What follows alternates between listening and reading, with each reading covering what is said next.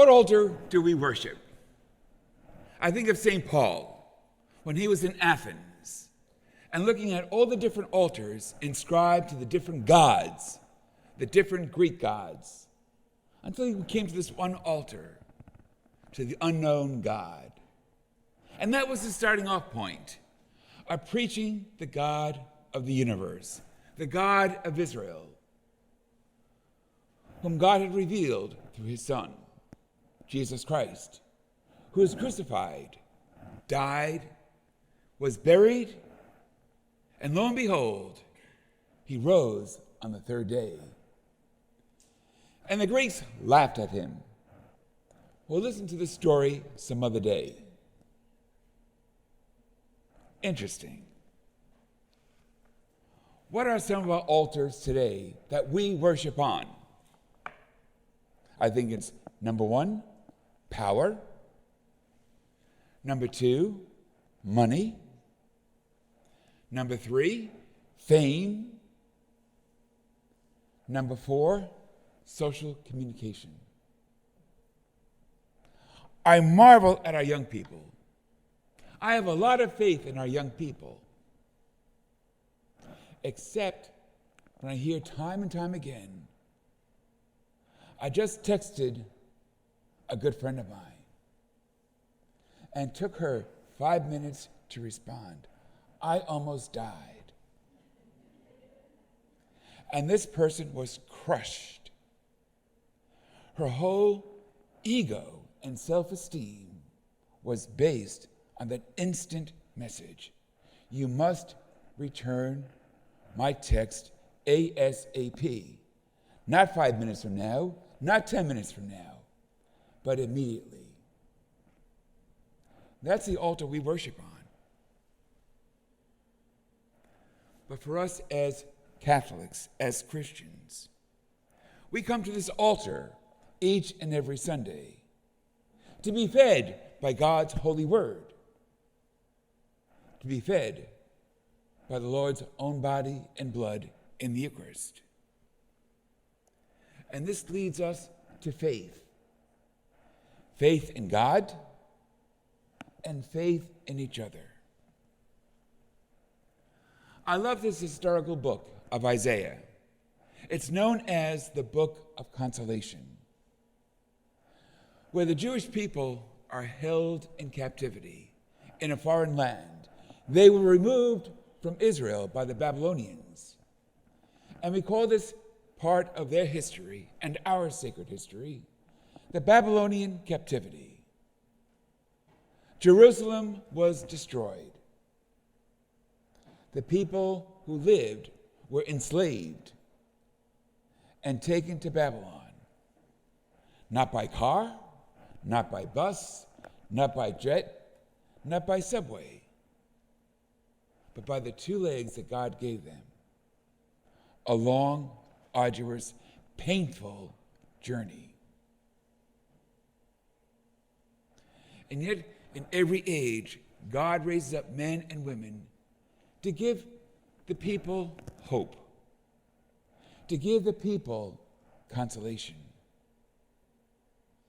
And here we are in the middle of their painful sojourn. When are we going home? When can we worship in our temple once again? When can we go back to our community and be familiar with our community once again? And here is Isaiah, who gives them words of hope, a vision of hope, a step in their dance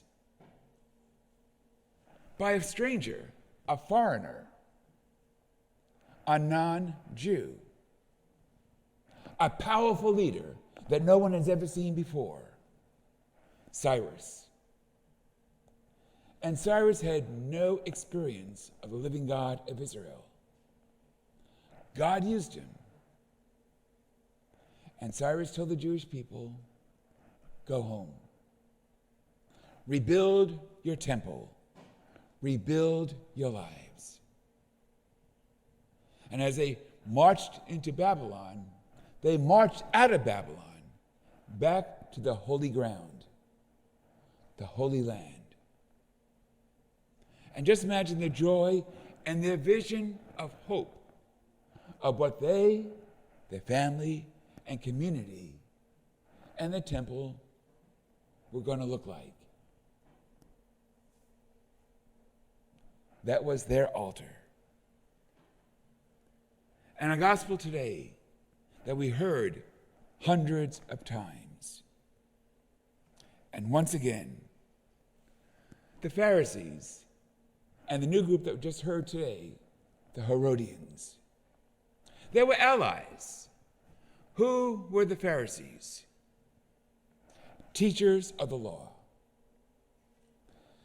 And as a Christian community, we must remember not all the Pharisees were bad people. Many of them were good people who taught the law of God, who taught the law of Moses, and kept the people of Israel on the straight and narrow.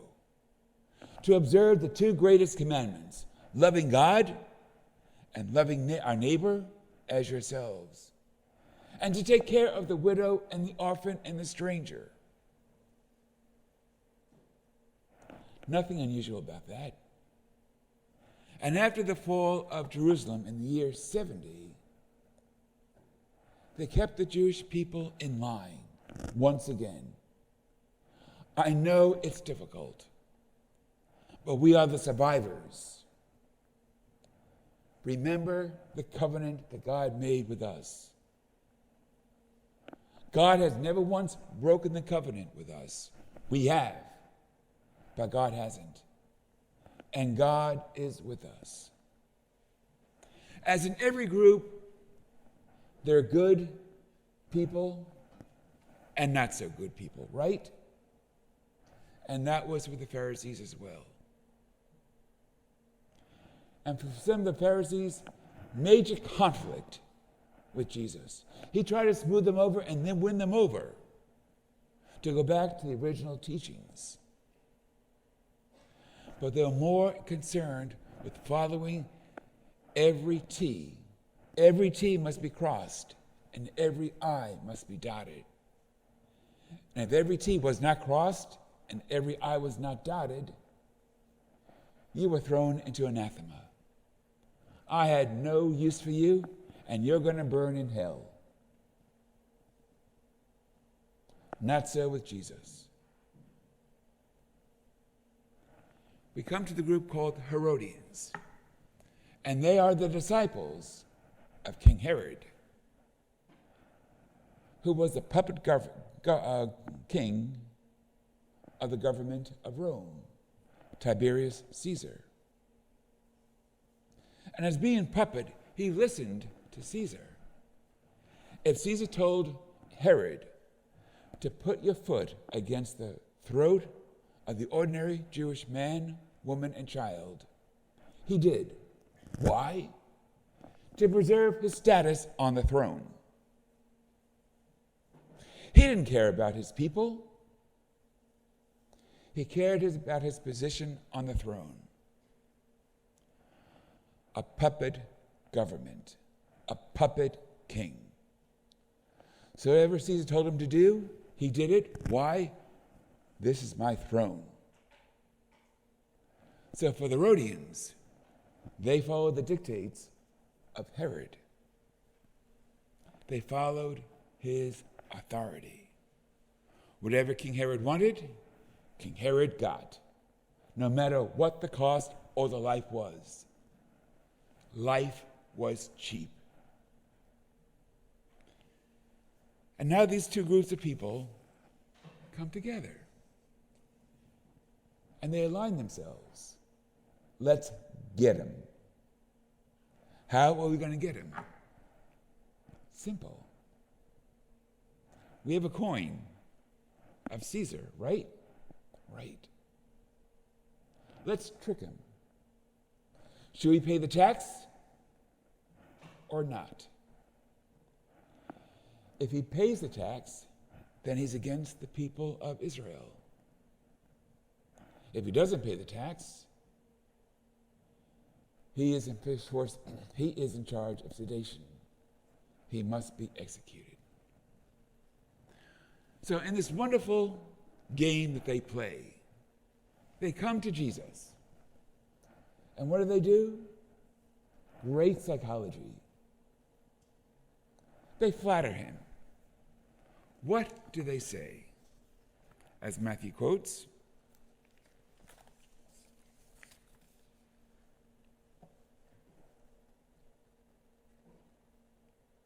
"Teacher, we know that you are a truthful man." Aha! They're seducing Jesus. "Teacher, we know that you are a truthful man, and you teach the way of God in accordance with the truth." Agreement. You are a man of God, and you always speak the truth. And number 3, you don't regard a person's status, whether he's rich or poor, male or female. You treat everybody equally. Now they go for the jugular. Here's a coin. And they show it to Jesus. Let's stop here for a second. These are supposed to be the religious men of Israel, the leaders of Israel. And for a religious man, a leader of the people, why are they carrying a foreign coin on their person? Remember what Isaiah said. "I am the Lord, there is no other." Caesar made himself to be God, even better than the God of Israel. And Jesus reads their hearts. And he tells them, you are full of it. You are hypocrites. And what is a hypocrite? It's a theatrical term, wearing a mask. So in a couple of days, we'll be celebrating Halloween, right? Where we wear the masks. So people don't see our true expression on our face, whether we're happy or sad, joyful or pitiful, happy or depressed. We hide behind that mask. And Jesus reads their hearts. And he calls them hypocrites, false face. Why are you carrying a foreign coin with the image of a god, the sun god of Rome? He just broke the first commandment.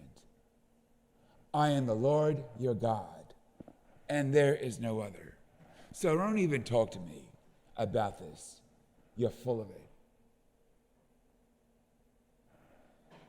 Jesus takes the coin. Whose inscription is it? Jesus is not dumb.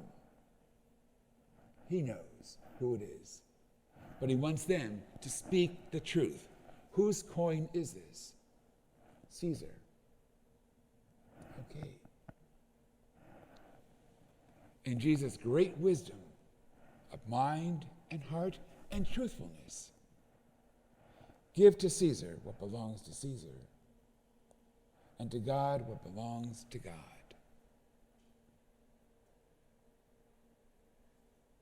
Case closed. Case 1. Jesus, winner. Pharisees, Herodians, losers, with a capital L. Loser. What is the point? Our image, our ego, our self-esteem are all gifts from God, imprinted on us at our creation and our baptism. All of us are created according to the book of Genesis, chapter 1. All of us are created in the image and the likeness of God. And we are called in that natural law of ours, that innate call within us, to bring that image of love to our brothers and sisters, to bring the image of God's compassion and justice and truthfulness to our brothers and sisters. To live in the truth with a capital T, not a little t, a capital T. We are so concerned about what is so-and-so going to say about me. Who cares? We are children of God, created in God's image and likeness. We are called and challenged to live in the truth, not in lies, not in deception, not in compromises, but the truth. Jesus didn't give one iota of what people thought about him because he walked in God's ways. How many times did Jesus preach, I am the way, the truth, and the life? He could care less about what other people thought or said about him, including the governor, Pontius Pilate. What is truth? Jesus could care less about when he met King Herod. Jesus was silent before King Herod, which made Herod quake in his boots. The puppet king of Rome. Jesus said, I'm more powerful than you. Power to bring forth and usher forth the reign of God. So today, brothers and sisters, what altars do we worship on? This should be our main altar. This should be our main altar. Not the altar of power, of money, of fame, of social media. Because in the end, it means nothing. It's our relationship with God, the living God, in whom there is no other.